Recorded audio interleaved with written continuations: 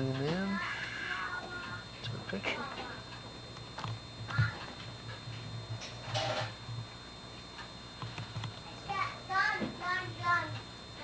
Alright. Okay, what I have here is the initial report on the formation of formal cyanide.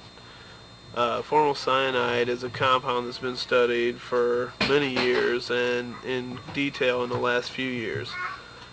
No one has ever been able to see formal cyanide as it normally exists as a gas for several reasons. First of all, they were using the wrong precursor material, which when they would pyrolyze would give you many other compounds besides the formal cyanide. It would then react with those other impurities and you wouldn't see it.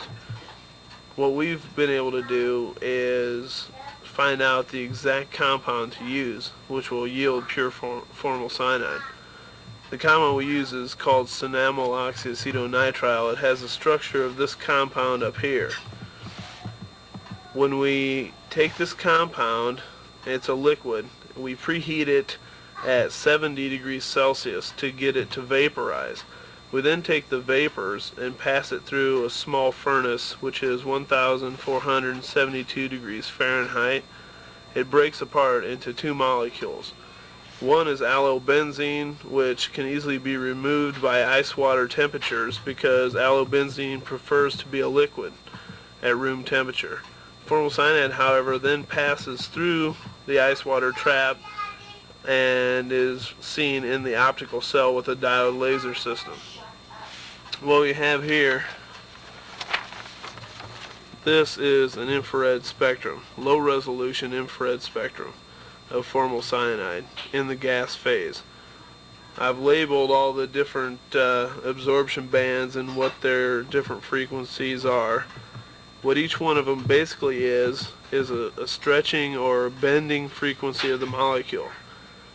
In other words, to make a molecule stretch or bend, you have to put energy into it. The laser puts that energy into the molecule and we can put whatever frequency we want in. That's why we can see all the different frequencies.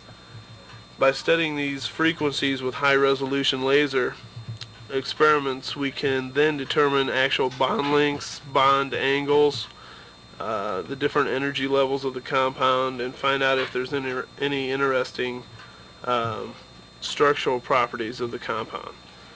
The reason formal cyanide has become so popular is because we think it's in outer space in decent quantities, and now by this work we can actually go to a radio telescope and find out if that is true. It is also the prototype of the acyl cyanide family of compounds, and by that we mean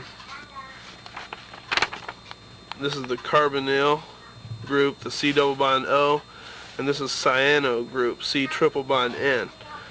This is a hydrogen here, which is the smallest atom that you could put on to this group. However, there are many other compounds that have this same exact structure at the end, but they have a lot of other things here instead of hydrogen. So to really understand a family of compounds, you first have to study the prototype of those compounds.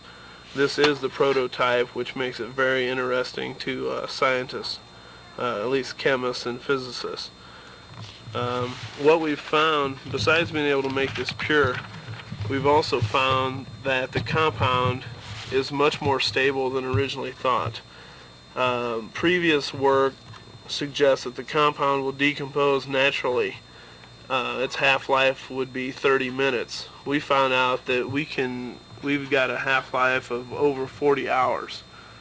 A half-life means that if you start with a pound of it, in 45.5 hours you will then have a half pound left.